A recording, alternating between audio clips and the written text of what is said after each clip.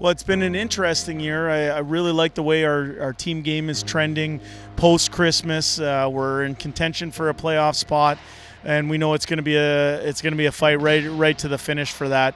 But it's been an interesting year. We've had to deal with some adversity in the form of some injuries to key people and some flux in our lineup with players going up to Edmonton and some coming down to Bakersfield here. But I believe that adversity is a competitive advantage for our team this season, and we're working hard to become the best team that we can be on a daily basis.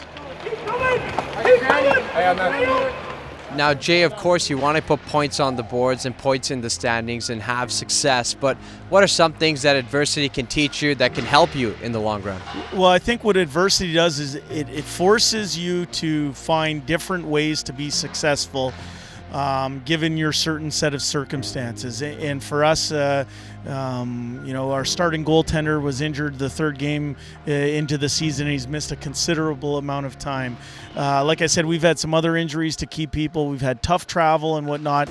And I think finding ways to come through those situations, especially when new people step forward and assume more responsibility, I think it's healthy for individuals, and I think it's healthy for our team. And like I said, I really like the look of our team post-Christmas, and we're working hard to be the best we can be on a daily basis. Just stepping away from the Condors for half a second and talking about the players that you mentioned, made the trip up to Edmonton, guys like Ethan Barrett making the team out of training camp, Kylie Yamamoto, who's made an instant impact, Caleb Jones signing a 2-year extension just 2 days ago. What does that mean for you? Yeah, well, I'd also add William Lagesson and Patrick Russell have given the big club some good minutes as well. For us as a group down here in Bakersfield, we're super excited for them. And as a coaching staff down here, we're like proud parents when you see these players matriculate up through the system. And, they've put good time in for our American League team. We worked hard on building an environment where not only do individuals develop, but they're doing so in a winning environment.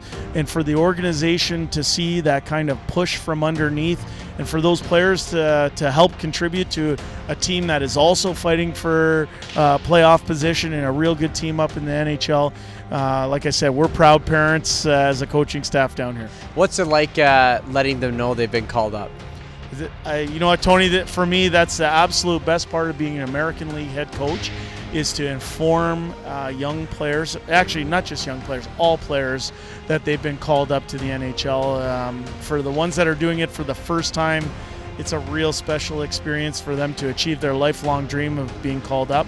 And then for players that are kind of on the bubble and they don't know, it's I believe, a real positive experience, and one that I appreciate, having the ability to deliver that kind of news. Is there one of those moments that maybe stand out more than others?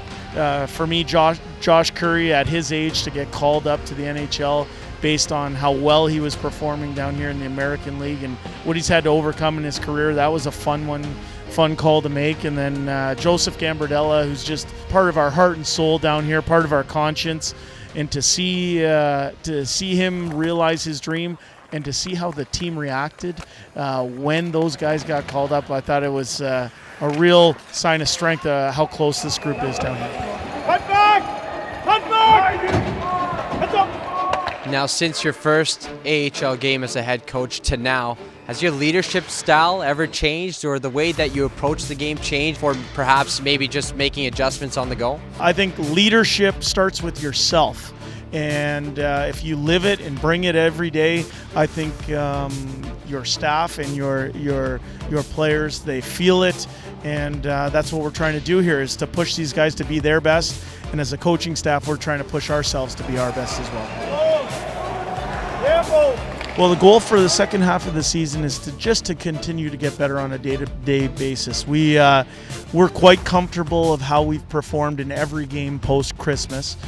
We have to find ways to win, and we know that our margins, are tight. The final 2 playoff spots in our division are a battle between 5 teams, and we think if we bring our game consistently, we give ourselves a chance. And our focus is to do that, is to make sure the ship is always pointed in the right direction. You can't win every single game, but we want to make sure that we're getting better on a daily basis, and we're going in with the mindset to try and win every game for sure. Now, is there anything in year 2 that you might have in your toolbox that you maybe didn't have into your rookie head coaching season? I think what's different heading into year 2 and now halfway through year 2 is that you have that experience of proving that you can be the man in charge, of proving that that you accept and flourish under the responsibility of having the last call.